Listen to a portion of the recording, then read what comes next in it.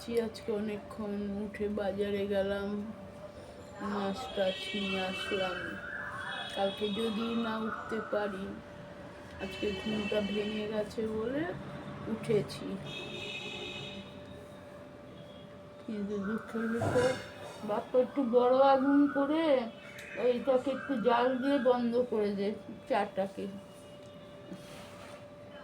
শুভ সকাল প্রিয় পরিবার, তোমরা কেমন আছো? আশা করি নিশ্চয়ই ভালো আছো, আমরাও ভালো আছি।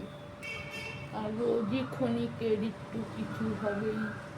আজকে আবার পড়ে গেছি, শরীরটা ভালো না, ওই যে ওষুধ খাই তো, ঘুমের এটা না পুরো হলে শরীর মানে মাতালের মতন লাগে। বাজারে গেছি, মাছ কিনে কাটাতে দিয়েছি, একটা রোয়াকে বসে রয়েছি। তারপরে ভাবলাম যে কী করবো, বসে থাকবো, টয়লেট পেয়েছে, বাড়ির দিকে চলে আসি।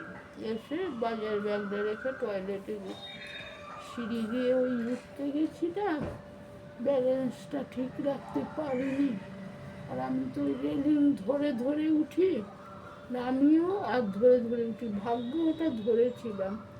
আর অমনি স্লিপ খেয়ে একদম মানে পেটের এটা দিয়ে স্লিপ খেয়ে পড়ে গেছি তো এই জায়গাটায় লেগেছে, ঘাটটায় লেগেছে, শরীরটা ভালো নেই। মাছ এনে ধুয়ে নুন আর ভিনিগার মাখিয়ে রেখেছি মাছে। আজকে করবো না মাছ, শনিবার আছে, আজকে ভাবছি ডালে চালে খিচুড়ি করে নিই। গোবিন্দভোগ চাল আছে,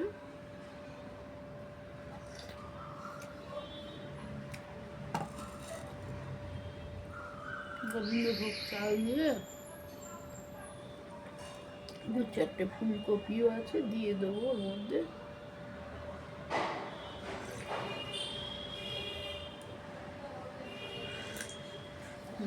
এ দুধ দিয়ে ভালো লাগে, লিকুইড দুধ দিয়ে চা ভালো লাগে খেতে।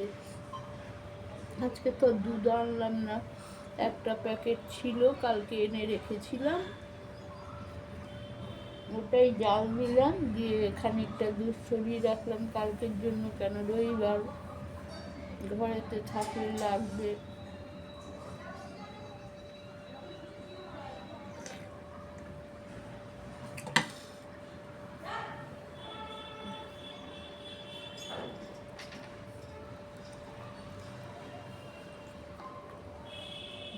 ভাবছি একটু ভবানীপুর চাই, কাজ হালকা আছে, ঘরটা ঝাড় দিয়ে ডালে চালে খিচুড়ি করে প্রেশার কুকারেই করবো একবারে।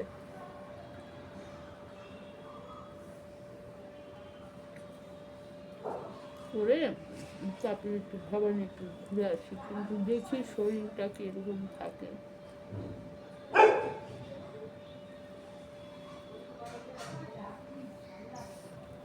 যাই হোক বন্ধুরা, তোমরা সঙ্গে থাকো, আর কি বলবো তোমাদেরকে।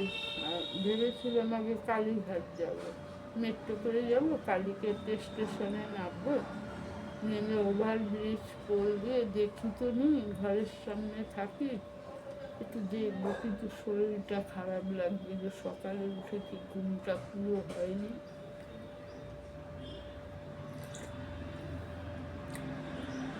ওই জন্য আর ভাবছি ওই বাড়িতেই যাই।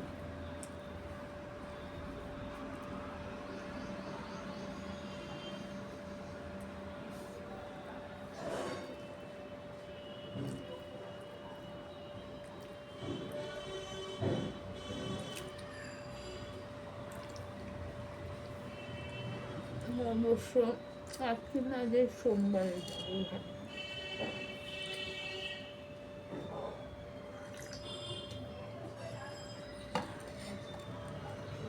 যাই হোক বন্ধুরা, সঙ্গে থাকো, পরে আবার আসছি বাড়িতে। সবাই চা খায়, কি দেখাবো বলো, আর এই হলো ব্যাপার।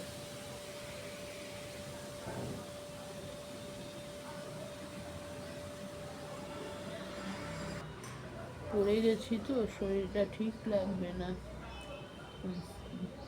শরীরটা খুব খারাপ লাগছে। দেখি ভবানীপুর যেতে পারলে যাবো, নাহলে সোমবার যাবো। সোমবার হসপিটালও আছে, এক কাজে দুই কাজ হয়ে যাবে। শুধু শুধু আবার 100 টাকা খরচ করে যাব,